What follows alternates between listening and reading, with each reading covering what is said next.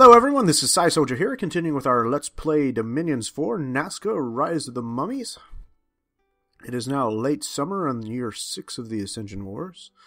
We have completed our research in alteration, so we're currently up to level 5 in that. I could actually cast Mother Oak here and start gaining some increased nature gens as well if I like. There are still plenty of slots available for global spells. Army of Rats. I haven't noticed that before. That's another new one. The entire army takes on the aspect of the rat and becomes small and nervous for the rest of their lives. Those affected have their size, strength, hit points, and morale reduced. As a side effect, defense is increased. Interesting. Alright.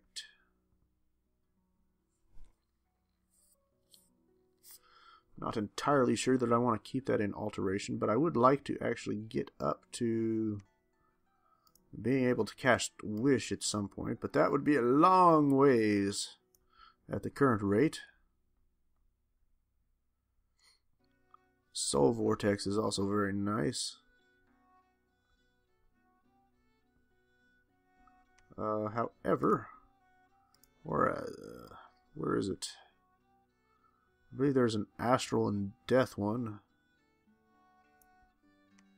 Oh, the Vortex of Unlife, I think that's it. Affects a large area and passes straight through armor. If a target is slain, he will be filled by the energies from this spell and rise as a soulless warrior. Might not be the one I was thinking of. There's a battlefield-wide spell, kind of like the Soul Vortex.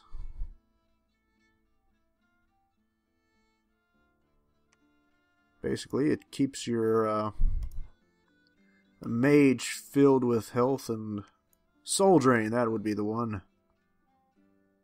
Costs a lot of fatigue to cast.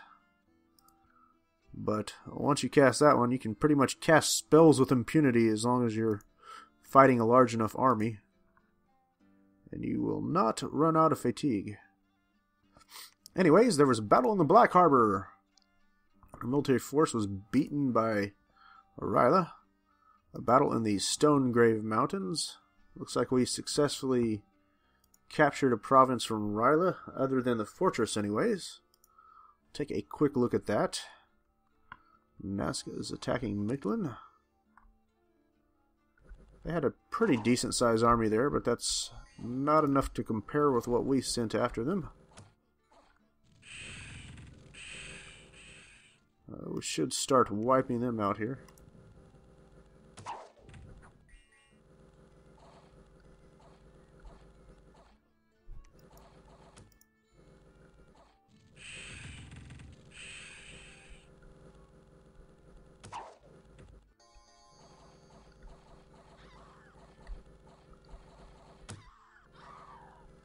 Yeah, we definitely have a much larger army than what they do.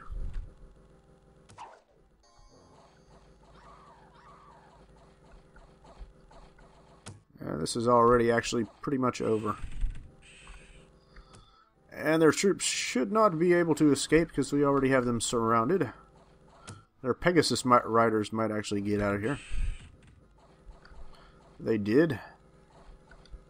But the rest of their troops are doomed. Have their big jade serpent that's about to die.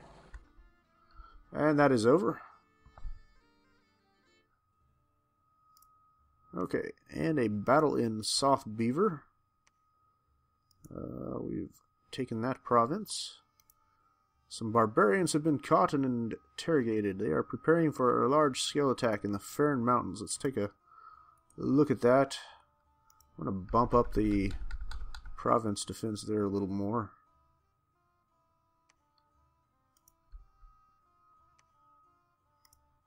And take a look at the next one. Good grief. Where is all this at? This is... I have good scales here, so I don't know why I'm getting all this crazy stuff happening. Since it has a population of 14,000.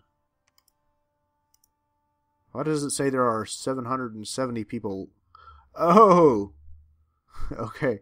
I was thinking that there were 770 people left in the province. But 770 people left the province.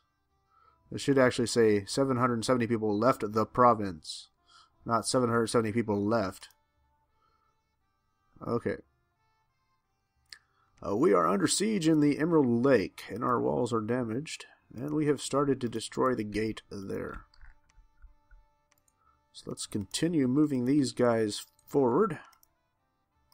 And we will move them on up that way.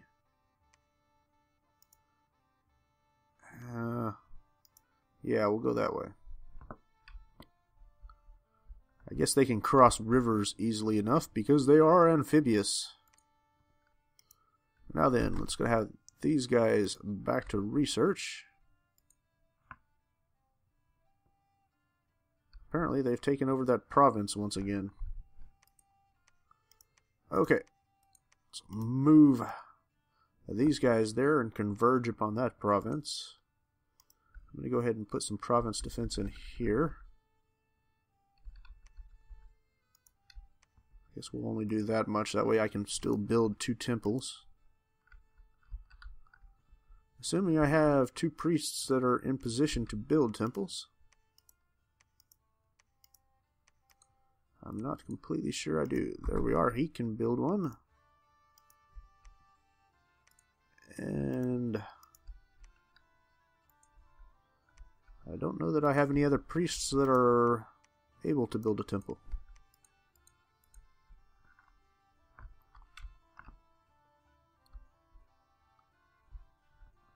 We've already pretty much built temples everywhere.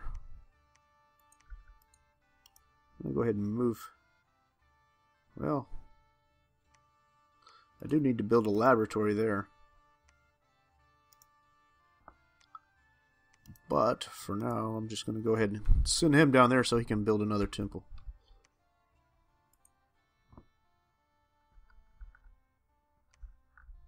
Alright.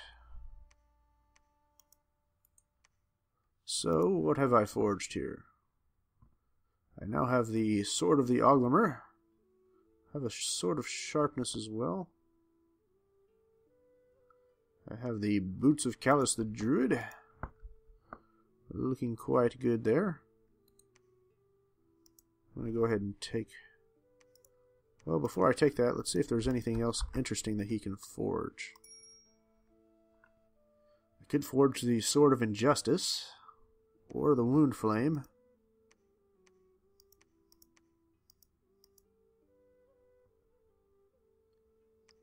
But I think what I want to do here...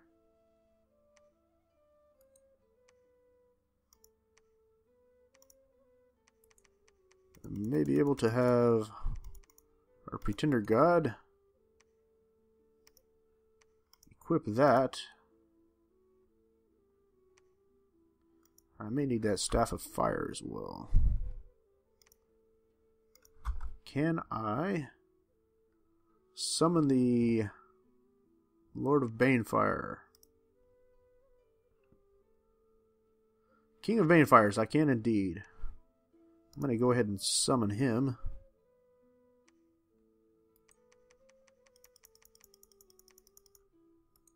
You can see now that he has increased in his air magic because I empowered him the last turn. So he's looking quite good on all his magic power. And I will have the first couple here. Go ahead and forge... Tempted between the Sword of Injustice or the Wound Flame.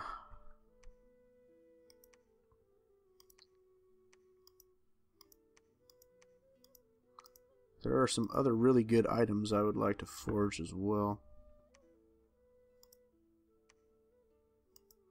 For the moment, though, I think I'm going to go with the Sword of Injustice.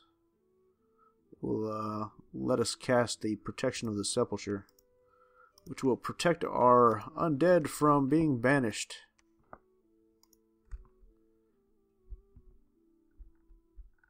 Unfortunately, I don't have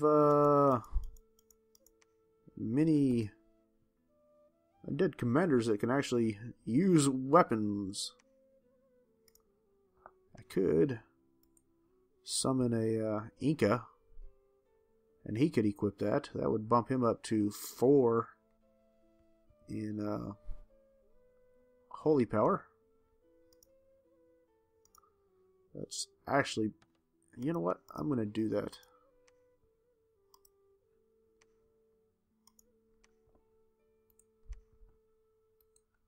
I don't know that he can actually... Another good option would be to, say, get the Dark Lord killed on purpose, and then, say, make a Wraith Lord our prophet. That would also be an interesting choice.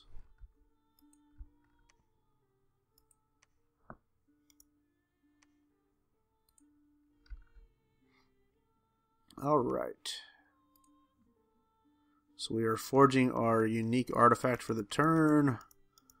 We have our Pretender God summoning the King of Banefires. We are moving with our armies.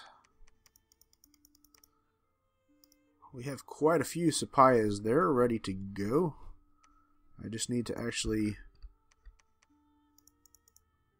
summon a Wraith Lord to send them into the water. We are sieging that province. And these guys, I'm going to set them to patrol.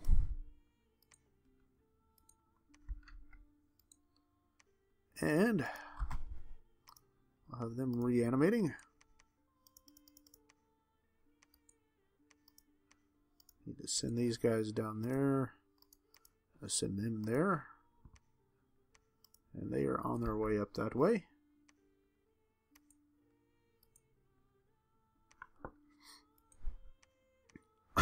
Actually, I think I'm going to have them stick around right there. And I will put them in the back. That way the province defense will defend the province first. And save my undead for attacking. I'll do the same with these guys.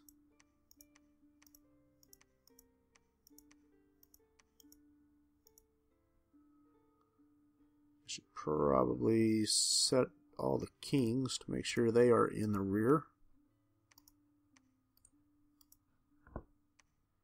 Looks like they are, except for him.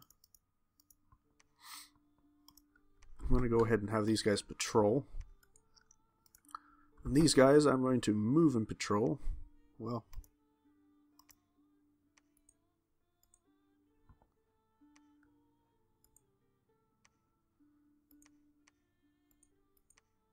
alright, looks like we are good.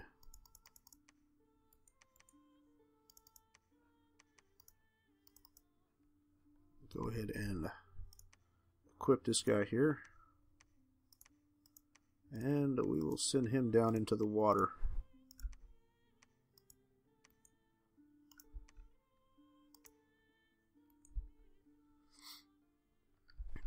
We are ready to put the pressure back on R'lyeh. And we are still keeping the pressure up on Mictlan as well. Now then, I just want to make sure there's no more temples that I can actually be building.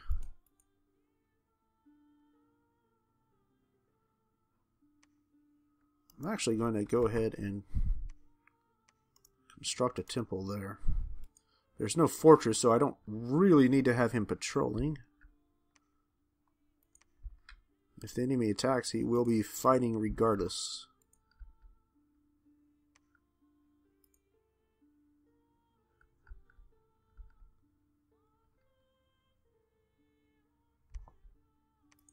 Alright.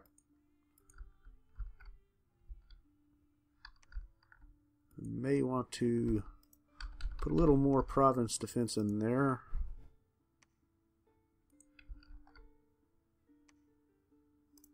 I'm going to bump that one up just a bit more too.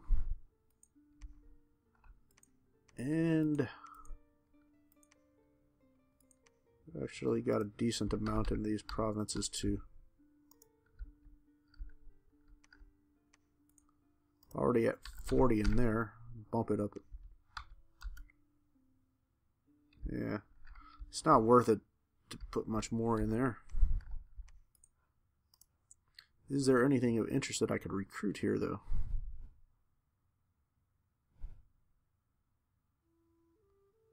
Light infantry, heavy infantry. What are these guys' morale looking like?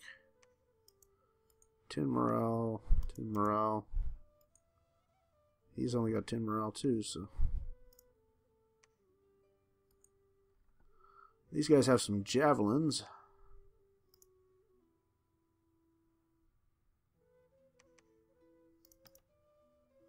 Just go ahead and repeat construction on that for now.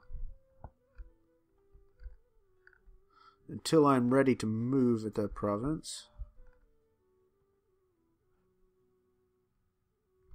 Alright, I think we're good to go.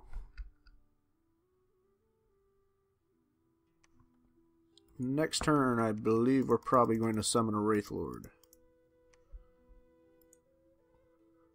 So for now, we're going to go ahead and end our turn, and we will go ahead and end the video as well. So if you do enjoy our videos, I hope you'll like and subscribe, and we will see you again shortly. Thank you very much.